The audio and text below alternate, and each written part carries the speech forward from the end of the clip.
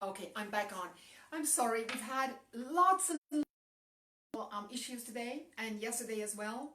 We are, in fact, on system overload in our entire area here. That's since Corona time, but it's becoming progressively worse. So I'm sorry and I apologize in advance if we're having or if we're experiencing technical difficulties. We will come back, so just bear with me. Okay, we were, in fact, cutting the carrot, both ends. I had already peeled the carrots, and if I can, with the camera come a little closer, I'm cutting the carrot in half, and again, we're cutting it in half, and we're quartering it. So half again. This is one option. Or you can go and cut it even thinner, if that is what you would prefer. It cooks much quicker. So, which means 1/8. This is one way of doing it. Very easy. Or you can cut it in half and then diagonally cut it. Also a pretty way of doing it. It's also quick cooking. See, this way. And here I have left it in half, in different sizes, just for you to have, just for you to know and for you to see different sizes. Little thinner. It may cook. May take a little longer for the longer pieces. And for the thicker pieces, I'm just going to cut this also in half. And let's put it back in again. So we have 800 grams of carrots. They're organic. And if you can, get them organic. What we're going to be doing with the carrots, we're going to be cooking them for about 5 minutes. So I'm going to heat it up. Here we go. And we're going to be using, I'm going to put the light on. 4 tablespoons of olive oil. If you do not like olive oil, you can use any oil of your choice, or what I also do sometimes, it will change or it will shift the flavor from oil towards butter.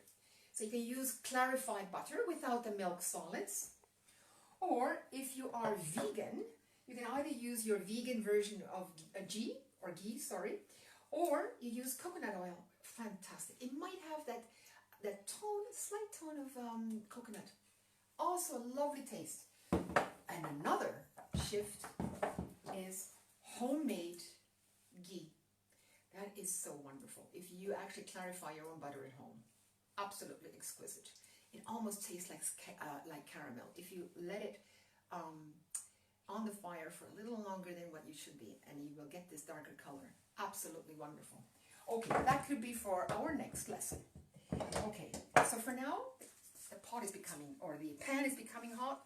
I'm going to pour 4 tablespoons of oil in.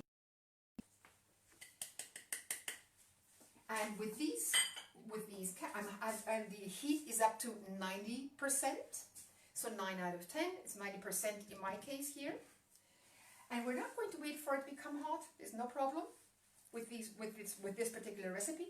I'm just going to pour the carrots in here. There we go. And I'm going to sprinkle a little bit of salt.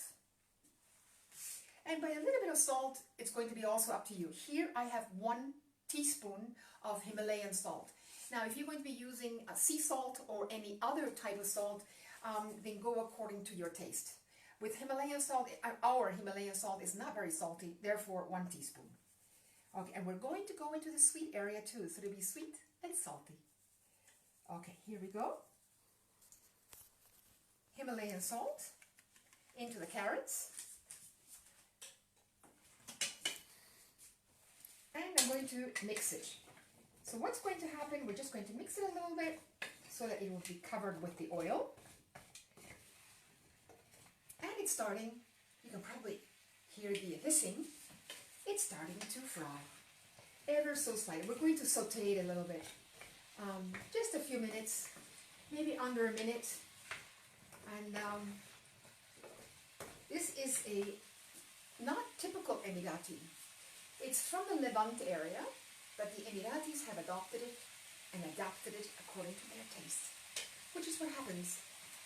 It happened in the last 3, 4, 5 years that more and more Emiratis are taking old recipes or traditional recipes from the Levant area or their own Emirati traditional recipes and adapting them to the new flavors, new tastes. Food always evolves, and we are always curious. As anyone who loves to cook, we're curious, how would this match with the other type of food, or which spice to use, or additional spices, or less spice. So this is exactly the dish that Emiratis absolutely love, with their own Emirati spices. And I will show you in a minute. Okay, so this is becoming very loud. Perfect. And what we're going to do now is 4 to 5 minutes. This is going to be going down to 80%, from 90 to 80%. And we're going to add 100 milliliters of filtered water. And if you have clean water, the cleaner the better. And if you happen to live in the mountains, if you can use the clean mountain water, that would be wonderful. The taste is just wonderful. All right, here we go. 100 milliliters of water. And the hissing is down. We're going to cover this, and it'll be actually boiling for the next 4 to 5 minutes. And you're going to ask yourself, what are we going to be doing in the meantime? We're going to switch to recipe number 2. So split your page, go to the other side, or get yourself a new page, and we're going to start with the Iranian or Persian pomegranate on the rocks. But before we do that, I'm going to show you how to open up and how to remove the pomegranate pearls, as the Iranians love to say. Okay, so I'm going to cut it here. I'm just going to bring the pot over. Here we go. Now, there is a story involved. This is the part where that's actually suspended from the branch of the pomegranate tree. This is the bottom part. Oh, let me just see. No, it's the other way around, I'm sorry. This is where it was cut. This is the bottom part. So what you're going to do is here, we're going to cut not too deeply inside, but it's about this much. Have a look. Very easy. And keep the skin. If it's organic, keep it, and I will tell you why in a minute.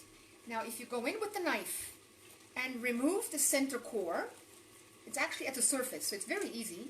There we go. We just removed it. And pomegranates are segmented. See, there's a space between this cluster of pomegranate seeds, or pomegranate pearls, as the Iranians or Persians like to say. There's another space here, another one here. So these are all segmented. So let's just cut into the segments. Not all the way, but almost all the way down. One. The second cut. And that's very important. Just here, just before you cut it entirely through, but you're not cutting it through. The third segment, the fourth segment,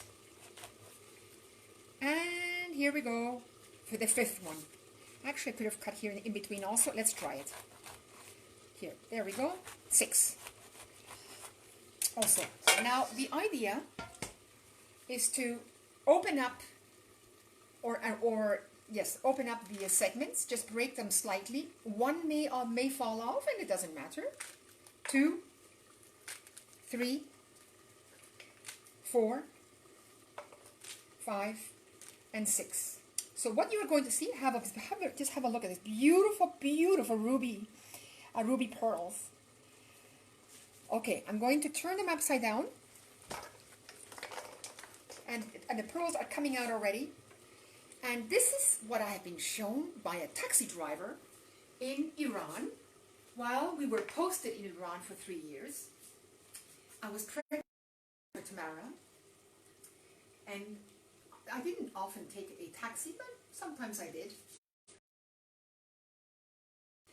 But on that particular day, pregnant in my 9th month, I took a taxi. The taxi driver said, "Look, where are you going?" I gave him the destination. He said, "Wait, I need my break. I need to eat my pomegranate." And I thought to myself, dear Lord, to eat a pomegranate, it will take a long time. Oh, he said, he read my mind. He said, no. We're going to share it. And I'm going to show you how to cut and remove the pearls or the pomegranate seeds on the street.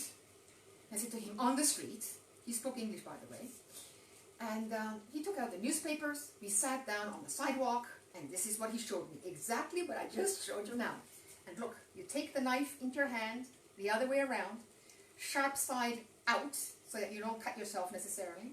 And you take the handle, and you slap, according to the taxi driver, you slap the pomegranate. Here we go. So, we are slapping it, and we're removing all the seeds, hopefully, if we're lucky. And I may have to get a stronger knife or a heavier knife, but I think it's working out. There we go. I'm going to tap it a little longer. I'm going to move this particular pomegranate a little bit. So we'll keep tapping. And can you imagine? He tapped this. For those of you who are from Iran or who were in Iran, the name of the district was Niabaran, which is where the Shah of Iran lived as well. Behind the palace is where we live. And you have to imagine, this was about 27 years ago.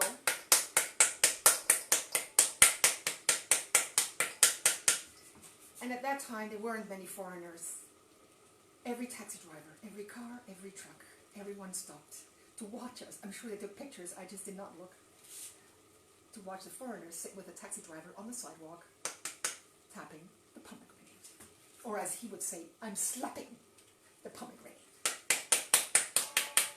So, there we go. We're almost done.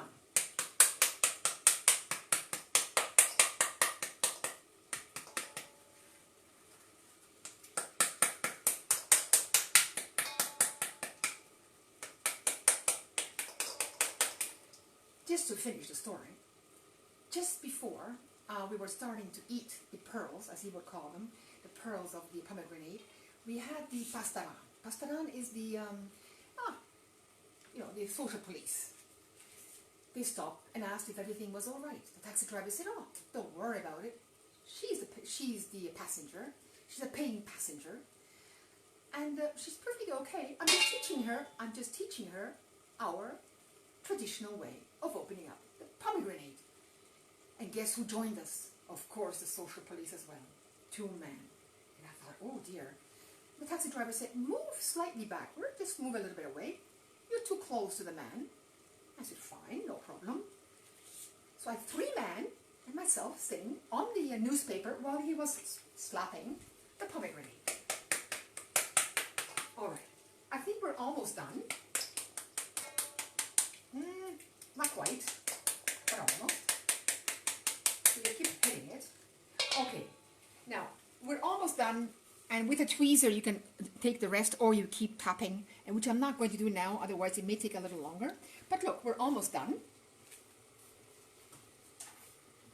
And what we're going to do now is to remove the membranes, which are bitter. In fact, it's very, very bitter. And I said before to you that I'm going to tell you what to do with the skin and with the inside of the skin. Now, depending which country you're coming from or whom you're asking, but most of the time, for those who grew up with pomegranate at home, could be Indonesia, could be Iran, could be Egypt, could be all of Africa, or anywhere across Africa for that matter, or in the Emirates.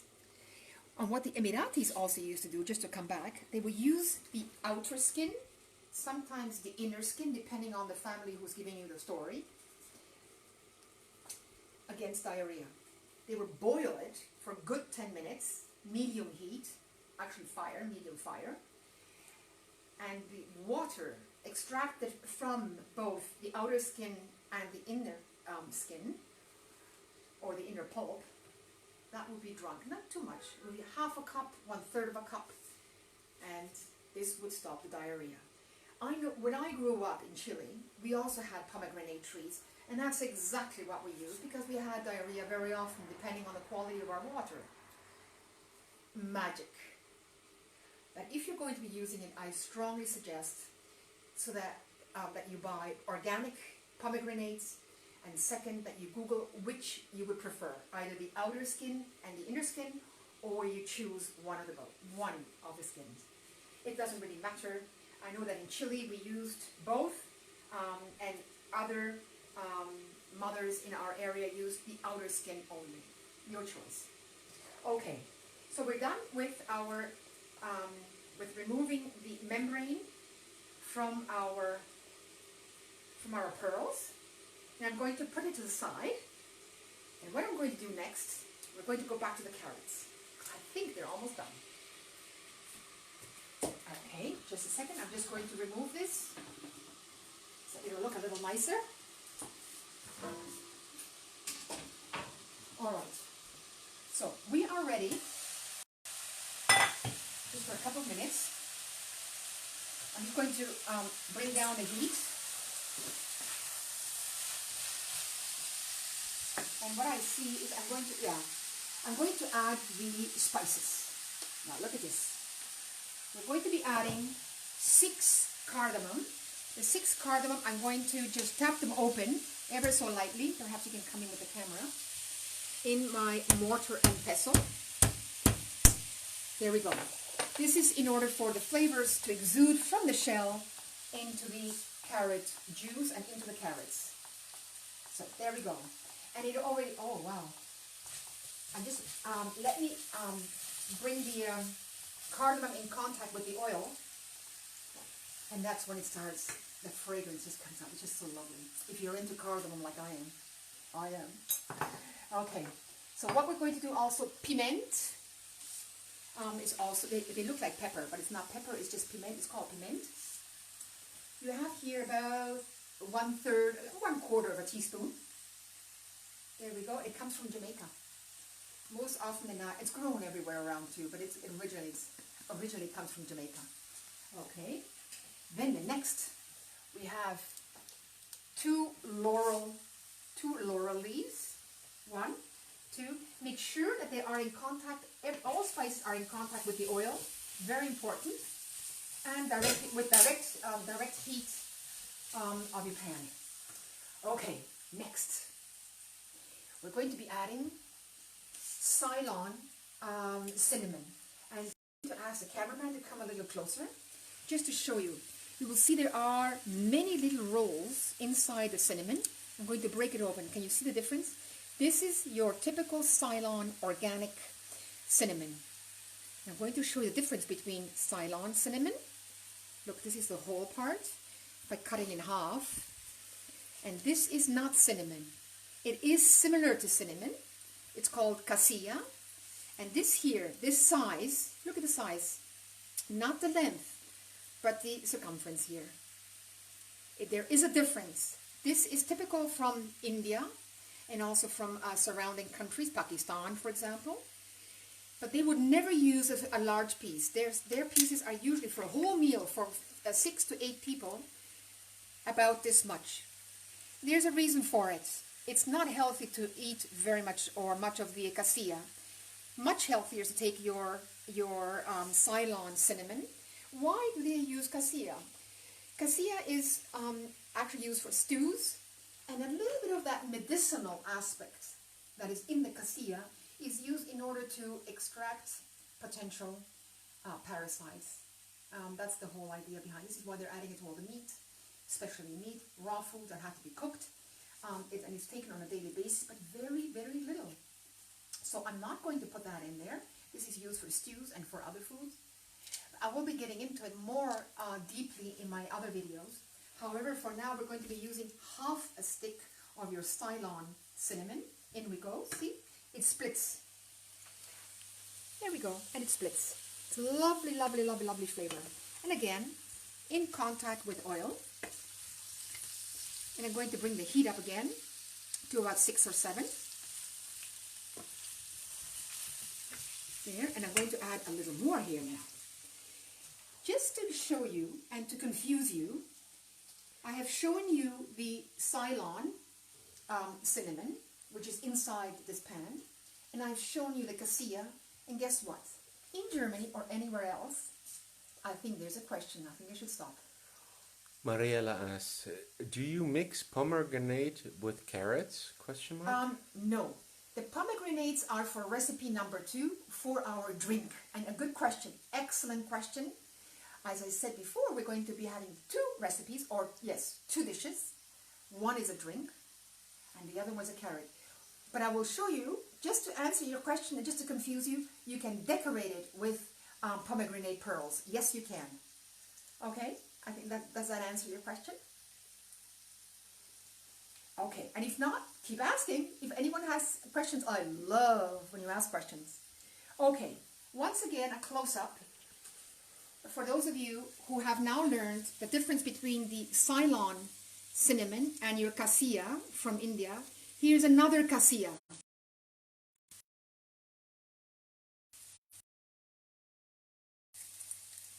See, I cannot break it the way I was able to break the Ceylon cinnamon. It is also cassia, but this cassia is not from India. This cassia is from Indonesia. So you have to be very careful what you want. Or you buy the one from Indonesia, the one from India, and your cinnamon Ceylon. And this here is, again, this is your, here again, just to show you, this is your Ceylon cassia, which has many, many, many, many levels, as you can see. Just lovely, actually. They're all wonderful. The cassia would like to use dessert, but if dessert in India and in Indonesia, they use very little of it. Now, here I'm going to put this to the side. I'm going to mix this again, just so that the flavors are incorporated into the carrot. And it's actually going to be al dente. Important is that you cook your carrots according to your taste. I like it al dente. The Emiratis, they like it al dente as well, which is very new. Under normal circumstances, they love it soft. There are still families who would love to have it soft. And why not? If you want it soft, you cook it a little longer. It's good 7 minutes longer. Okay, between 5 and 7, depending on your range. Now let me go back. I have some more spices to add. Okay, here we go. The dangerous, dangerous chili. I'm going to crack this in half. This is a medium hot chili. And what I'm going to do is I'm going to split it open, allowing the seeds to come out, but I'm not going to shake them out. I'm just going to leave it as is. There you go, for the camera. And I'm going to mix it as well. So it's a choice. If you don't like chili, you don't have to use it. I would, in your case, or in any case, not use Tabasco. Tabasco is very good, but it has a very different flavor. Then it's no longer Emirati. This here, medium or very hot chili, is exactly the idea behind it. It's the influence from India. And now the cameraman is letting me know there's another question. From Linda. I also heard that people sell fake cinnamon sticks. Is that true? It is possible. Linda, absolutely. The fake cinnamon comes from different trees similar to the cinnamon tree or cinnamon Ceylon. You just have to absolutely make sure that you know that the source is reliable. If you can, organic, yes, from a reliable source. So you look it up in the internet, either under DuckDuckGo, which is an alternative to Google, or you use Google. Yes, there is absolutely. It's artificial. What they do, they also bathe it in cinnamon extract flavor, which is again artificial. I have not come across it. I have read about it, but I have not come across it. So far, I've been very lucky, and I've been buying organic Ceylon cinnamon, the cassia that you just saw here. For those of you who don't know, I bought this at Lulu in Abu Dhabi and in Dubai. Yes, Lulu, both areas. Now, I've had this, I think for half a year now, and I bought 12 pieces. They are indeed from India, and they are, as far as I know, not artificial, and I hope they're not. So far, I mean, I've broken them. I've actually had them in water, in hot water, and they still had the smell and taste of cassia cinnamon afterwards. So I don't think it's necessarily fake. But to answer your question, unfortunately, yes. in the same way as we have now basmati plastic rice mixed into the natural basmati rice. So you have to be very careful from whom you're buying it from. Yeah, I know, it's not easy, not easy. Okay, but this is the reason why it is absolutely requested from us who are in a sanctuary here in our kitchen, and we love our kitchen, is also make sure that we're getting the right products, which means take your time and find out where the reliable sources are. That's important. Okay, now I'm going to add one more or two more. There we go. We're using Iranian, sorry, not Iranian, we're using Emirati black wild honey from Fujairah. For those of you who are interested, who would like to know where you can get it, I'm going to give you the phone number of the lady. She speaks English. And guess what? This is only a half a cup, 125 ml, and cost 125 dirham. Actually, it went up to 150 dirham, which is anywhere between 35, I think it's 30 to 35 euros for a half a cup. Now, if you were here, I would have you smell this. It's a mixture of all the herbs that are found in Fujairah, north of the Emirates. It's an emirate, but north of the Emirates. I'm going to put a tablespoon. It's a mixture of, look, just look at the lovely, lovely ruby color. And again, I'm just going to pour it so you can have a chance to have a look. Ruby color. And the taste, I cannot even explain this to you, but it is very close to acacia and close to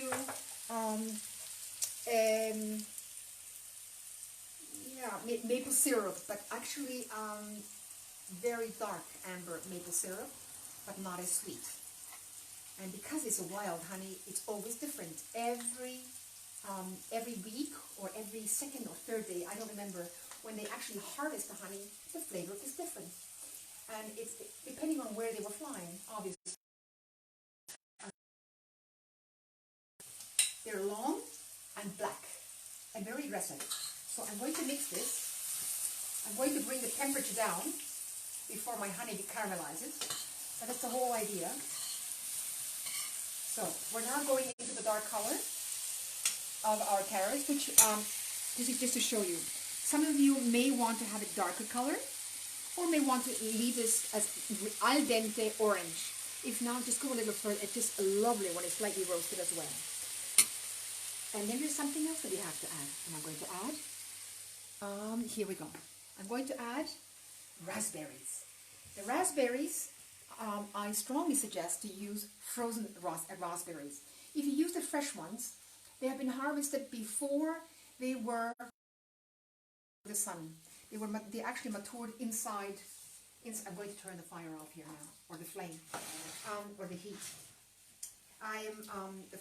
Yes, they were actually not sun-ripened. The fresh ones, they were not necessarily sun-ripened. The frozen ones, they're actually harvested almost as if they had too many days of sun just before they wilt. Lovely when they're frozen, and the flavor just comes out. So if you can, anywhere around the world, you can buy frozen raspberries. And here we have 2 tablespoons. There we go. No sugar, absolutely no sugar in here. And you mix it. It gives it also a lovely taste and a lovely color. Very elegant color. And now you have to realize you have your flavors or your smells coming from the cardamom, from the Ceylon cinnamon, from your laurel leaf, from your raspberry, and the hot chili. I mean, you can actually smell hot chili. And what I'm going to do now, I'm going to also take juice from half a lemon. All right, so here we go. Half a lemon. And if you don't like lemon, you can use raspberry vinegar. But I strongly suggest that you use your frozen raspberries. The flavor is so much more elegant and decadent as well if you use absolutely natural berries in this case. If you're not into raspberries, you can use strawberries. It's a different flavor. It's a different shift. Or if you don't like either of them, you can use blueberries. All right, now 1 minute. I'm just going to wash my hands. There we go. And we're going to give it one more mix.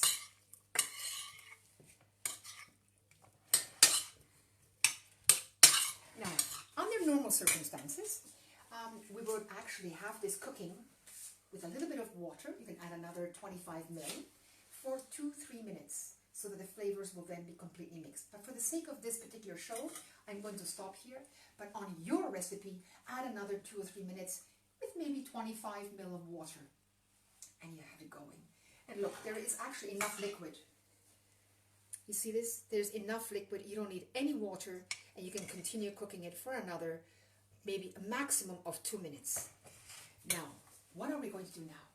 This is going to be beautiful. We're going to be adding one last thing, and that is orange blossom water. And I'm going to ask the cameraman to come close just to show you. Orange blossom water, a lovely, lovely fragrance, not to be confused with rose water. No, it smells like the flowers from an orange tree. I don't know if any of you ever been close to an orange tree and smell the blossom. The blossoms are actually quite waxy and they're quite strong, and the smell is very strong, very, very strong. And the same here. It smells exactly as if you were standing next to a tree, an orange tree that's blooming. So how much am I going to use? I'm going to use very little, half a teaspoon or 1 teaspoon. For this recipe here is 1 teaspoon, but if you're not used to it, try with half a teaspoon. And if you think, I'd like it more, then maximum 1 teaspoon. I'm going to add 1 teaspoon. There we go. This cap here is equal to 1 teaspoon. There we go. I'm going to mix it. And this is when you stop cooking. There's no more cooking after this. Ooh. No matter. Just drop the cap. There we go. Now I'm going to mix it one more time. And what you're going to do is you're going to cool this in the refrigerator overnight for all the flavors to fuse together. However, we're not going to put it into the fridge now. I'm going to show you how to decorate it. I'm going to plate it. Alright, so I'm going to ask the cameraman to show how it's done. There we go. We have a glass platter. And I'm just going to put all of it here on my glass platter. And the juices are just so exquisite. So here we go. I'm just going to bring it down so that you can see, hopefully you can see, here we have the Ceylon cinnamon. The chili should show as well. And let's look for the laurel leaf. Hopefully we will find it. Here we go. Very important for your decoration as well. Here, I'm just going to put it there. And if you want, which I don't have here in the house, but if you have fresh raspberries, you can have a few fresh raspberries here on top. Oh, here's a cardamom. There we go. You can also place the cardamom all around it. And another Ceylon cinnamon. And then, just to highlight, what are we going to do? We're playing with colors. We have orange, we have green, we have the reds. And here I have, these are Persian or Iranian barberries. Barberries is a bush, Barberi vulgaris. And they grow yellowish as well. And you have the red ones. I'm going to just take maybe 1 tablespoon or so. And I'm just going to sprinkle them all around. You may not see them right away, but I'm going to bring them close to the center so that you can appreciate them when you're serving it. There we go. And then, last but not least, we're going to cut some mint leaves. And just put the mint leaves here. Just a few more. And you can decide to leave the leaves whole, or you can snip them and actually have them slivered into very small pieces. Mint leaves become dark very quickly. So what I would strongly suggest, if that's okay with you, the easiest and most beautiful is dill. Now dill, you can take your scissors and just cut them. It's so beautiful. Look at this. Now the carrots are able to actually show off. And also the barberries. Look at this. Now, not too much, but just enough to bring out, to highlight the carrots. We're going to get a little more dill. And again, if you can, try to get your own herbs going on your balcony, your garden, or if you have an organic store, if possible organic. You certainly want clean chlorophyll in your blood. Here we go, and a little more everywhere else. And you can also leave them larger. You can also, here, just drop them in here. Now, we're going to also have a little bit of cilantro, and you can have them here. You can decorate it on the side if you wish. Or if you want to become very bold, then we're going to be cutting a large piece of your mint and actually tuck it in here under the carrots.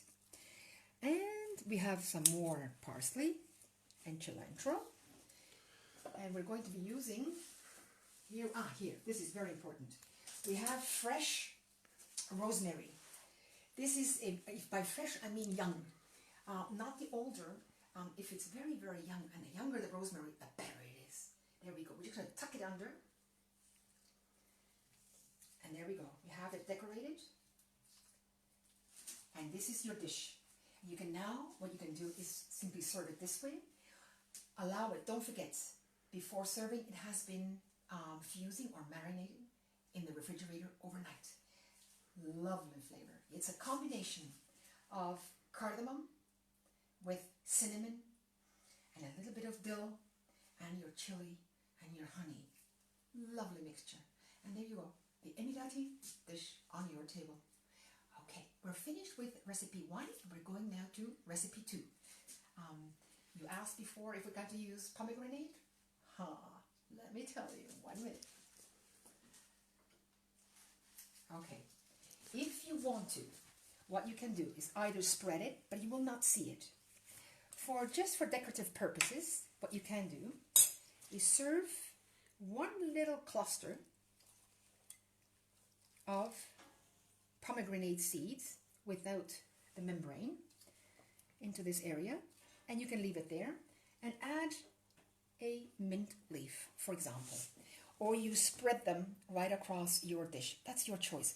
So this is to answer your question. It's also a lovely, refreshing flavor, and the influence comes from the Levant area, from Lebanon, Syria, and in that particular area. All right, so we have the dish for you. I'm just going to turn it around. I'm going to show you again the chili. We have the barberries. We have the mint. We have the Ceylon cinnamon. We have the laurel leaves. We have the fresh herbs. And we have the fusion overnight. And the taste is just wonderful. And you serve it cold. All right, I'm going to put this to the side. And now we're going to come back to our dish, to our Persian dish on the rocks. So what I'm going to do, I'm just going to put a few things to the side. Yeah. And just give me a minute, I'll be right with you. This is just to make a little bit of space. I'll be right with you. Okay, now. So I'm going to now start to do the following. I'm going to just take a spoon out. What we're aiming at is to extract the juice from the seeds. There are different ways. Either you can use a machine, or you can use the very old-fashioned method. You put it in here,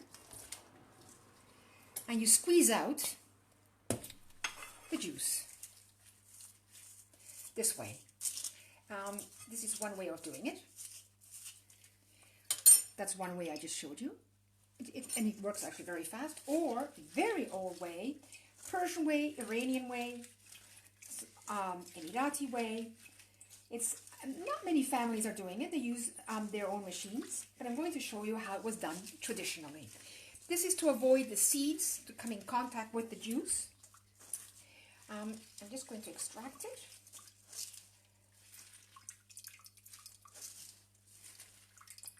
There we go. I'm going to do it just a few more times with the rest of the kernels or pearls. There we go. There is a little bit of work involved, that's true. Now the seeds, don't throw them out. There's still some juice left, so if you have that, I will be extracting the juice after the show. Otherwise, it may take a little bit too long.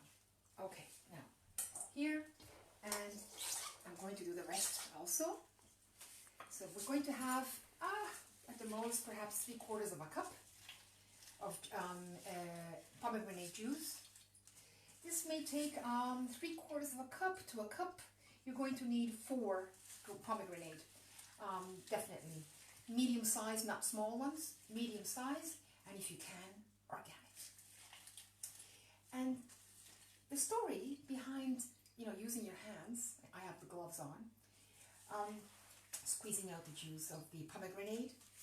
Iranians like to say this is the moment when anyone who's actually doing it, and most of the time women, of course, when we actually feel at peace, we're doing something very routinely, and lots of new ideas come. So if you're running a business at the same time while you are extracting the juice from the pomegranate pearls, you're probably going to get very good ideas. You're actually relaxed, you're grounded, and if you can, as I mention it very often, barefooted in the kitchen. And if you can, just cook outside in the summer. If you have a balcony, you can cook on the balcony. If you have a garden, try to go outside, away from the kitchen as much as you can. Not that kitchen's not good, but the kitchen's there also if you cannot be outside, for example, because of the weather, or because it's winter, or cold, or windy, whatever the reason. And if you don't have a balcony, you don't have a garden, use your kitchen and have beautiful music running. This is so that you can feel that you are grounded, you feel at peace, and you've actually arrived. This is the sole moment when you're actually able to feel peace without having to meditate. Cooking and preparing the food is meditation already, by the way, if you enjoy it. You have to enjoy it. Okay, we're almost done. I'm just going to extract the juice from this one and one more batch. So, to finish the story that I started before with a taxi driver and the 2 social police and I sitting on the floor in the Yabaran, sitting on newspaper, and we're eating our pomegranate. We're having everyone else watch us. This is when the taxi driver started telling all kinds of stories. I didn't understand a single word, but everyone laughed. So it must have been funny. I will probably never find out. But at any rate, it was an experience that I've never had before. I had just arrived from Yemen. We had not just arrived. In fact, we were already 9 months in Iran, but our posting prior to Iran was Yemen. And I certainly didn't expect to be invited by a taxi driver or anyone to share the food on the sidewalk, especially not when I'm 9 months pregnant. It was a lovely experience. I loved every minute, and that's when I knew when my adventure will start. And I had many, many, many other encounters that always were connected with food, never with politics, and it was the most beautiful, beautiful posting, or one of the beautiful postings that I've had. All right, so I'm going to just do one more batch here, and I think then we're done.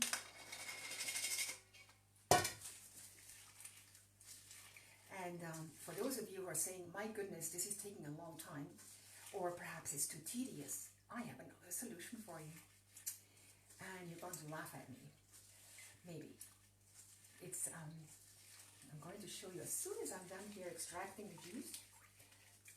Okay, the juice, you know the flavor, and if you don't know the flavor of pomegranate, it's very much, it's a combination of, right, yes, it's actually the combination of fruits. That's exactly what it is. But it's abrasive on the tongue. It's slightly a serious, it's like a serious fruit drink without the alcohol. Slightly abrasive, depending on the quality of the pomegranate. It's very abrasive, then I would add a bit of honey. Okay, I'm going to leave this to the side. Just going to wash my hands and I'll be right back.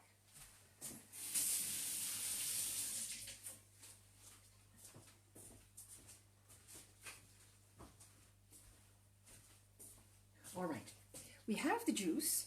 So what I'm going to do now is, one minute. All right, there we go. We're going to have a mixture going. So we have about half a cup, 3/4 of a cup. We pour it in here. And we're going to pour the juice of 1 lemon. Here we go. This is to just to cut a little bit away from the abrasiveness. It's a very strong flavor, and you're going to ask yourself, oh, this is perhaps a little too strong for me. Don't worry, this recipe is calls for ice cubes. That's why I'm calling it pomegranate on the rocks. This is typical Iranian drink. Just going to remove the seed if I can, the lemon seed. There we go. In Iran, the pomegranate and the oranges are drunk daily, and often not mixed with water. What they like to do is mix it with ice cubes, especially the pomegranate juice. They're actually in abundance with regards to pomegranates, and they have exquisite and delicious sweet pomegranate. So we have now the juice of 1 lemon to a 3/4 cup of pomegranate juice. And what we're going to add is the following. Okay, just a second. We're just going to come a little bit closer. We're going to be adding, now here is your choice. In Iran, they call for sugar. You can either add sugar, you can use your own honey. The honey will definitely shift the flavor into a different direction. You can though, you can do it. Or I have another solution. And that is sugar. It's called erythrit here in Germany. It's very similar also right across Europe and in North America. For those of you who are watching from the United Arab Emirates or in the Gulf area, it's under this name as well. It's either fermented grapes or fermented maize or corn. I would tend to take more if I can, the erythrit from fermented grapes, organic. We can use they also use organic maize or corn, but the corn is actually been genetically modified across the world, bio or organic or not organic. So here we go. This is not absorbed, erythrit is not absorbed by your intestine or by your body. There's perhaps 1 or 2% that is absorbed, but the rest is not. So you have 1, and it's healthy, but you can certainly cooking for baking. We're going to mix it. Okay, there we go. And we're going to add 1 tablespoon of, here we go, rose water from Lebanon. In the United Arab Emirates, if you are there, then try to get the Iranian one, which is in a plastic bottle. For those of you who are in Europe, you're most likely going to get the Lebanese one. They're both very good. The Iranian one is slightly milder and has a shift. They have different roses, they have different earth quality too. Okay, so here we go. I'm going to pour about 1 tablespoon. This is a very large tablespoon. There we go, rose water. And it's a lovely, lovely, lovely fragrance. Oh, it's lovely. And there we go. It's the rose water is equal to God in Persia or in Iran. Just almost in everything. Rice, stew. Also, perfume. See, if you're driving in a taxi, hold on to your seat, because there will be rose water everywhere, and you'll be given rose water as well. Okay, so I sit on the rocks, right? There we go. Okay, I'm going to bring this, and the Iranians, they like to share. So there we go. I'm going to add the ice cubes first. There. And now I'm going to pour the juice. It's going to be nice and cold. There. Now, I still have some of the pomegranate pearls. And I'm going to put them on top. And I'll tell you why. It's difficult to drink it, but let's see what happens.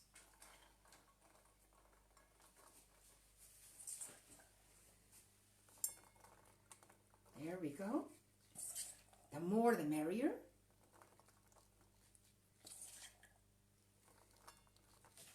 There.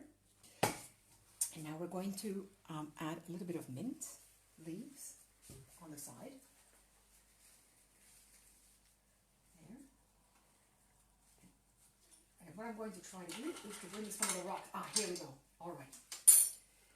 So what we have here is pomegranate juice on the rocks with pomegranate pearls. And now you're going to ask yourself, how do we drink this? What Iranians love to do, they are team thinkers. They don't like to drink or eat alone. That's not part of their culture and most likely will never be. And that goes also for the Emirati or the Gulf area, Asia, never. And definitely in this case, since this is Iranian, we're talking about Persian or Iranian dish, usually shared by the family. Take a spoon and let me show you. Where's my glass? Here we go. There's a hostess or a host who would then serve 1 ice cube into the glass with some of the juice with the pearls and some more juice. Sometimes they have larger glasses. We'll put a little more juice into it. This is so exquisite. There we go. So, there we go. This ice cube is not allowing me to mix it. All right. I'm going to put just a little more of the juice. There, 1, another spoon, and perhaps another rock. There we go. Doesn't it look beautiful? And we're going to add a mint leaf. It's always green, every dish in Iran. Okay, so we have a beautiful cold pomegranate drink with some pomegranate pearls, and you always get a spoon. In Iran, we don't use knives at all, so we don't cut. It has to be all ready to be eaten. So let me just try the juice first.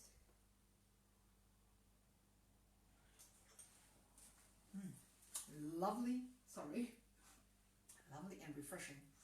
And the flavors, sorry, I just had a piece of ice here. The mixture or the flavor, pomegranate juice with water and rose water. Which is stronger? It's actually, the rose water is quite strong. Pomegranate comes through, soothing. It's not abrasive, as I said before, because it's mixed now with water and with ice cubes. This is how it's served in Iran. One way. There are many other ways. This is one way. So I've now shown you 2 recipes.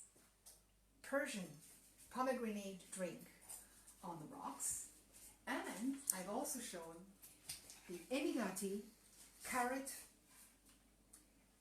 cinnamon, cardamom fusion.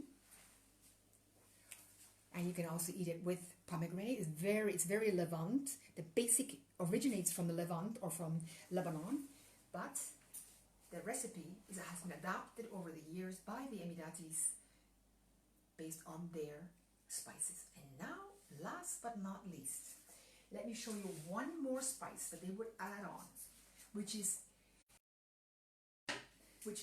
very much like the Indians call their mixture masala, or in Syria za'atar. In the Emirates they call it just a second, Emirati bizar. The Emirati bizar is a combination of spices, and the direction could either be more kurkuma or more into the direction of cumin. In German, for those of you who are German, Kreuzkümmel. Not the German cumin, definitely not. So let me just show you how it looks like from the inside. So definitely this is the focus or the accentuation here, or the accent rather, is on curcuma. So I'm going to take a pinch, just a pinch. And this is the accent. This is the signature that it's absolutely Emirati. There we go. There's just a small pinch, just a hint, not too strong, otherwise you will lose all the other flavors. And this is just perfect. And what do you eat it with? When it's cold, you eat it with warm rice. And the rice has been cooked with spices as well. And we'll do the rice next time. Next Thursday, by the way, it'll be in German, and I will decide until then which recipe. Unless you have great ideas, let me know which recipe I can actually broadcast for you. The rice, if you want, I can also show you 3 different types of rice. In other words, basmati, how they're cooked in Iran, in the UAE, and perhaps in a different country. Let me know in the chat box. All right, with this thought in mind, I'd like to thank you all, and thank you so much for being here. And I would also like to thank Gaetano Vivo, who is the owner, and he's the host of Bridges of Light. Otherwise, I wouldn't be on this platform. And I will also be having my own platform, as most of you already know. But I will be here on Bridges of Light every Thursday. In addition to that, a little surprise. Once a month, I will be interviewing specialists for Bridges of Light in the holistic area. So I will be letting you know. So take care of yourselves, and I'll see you next Thursday in German.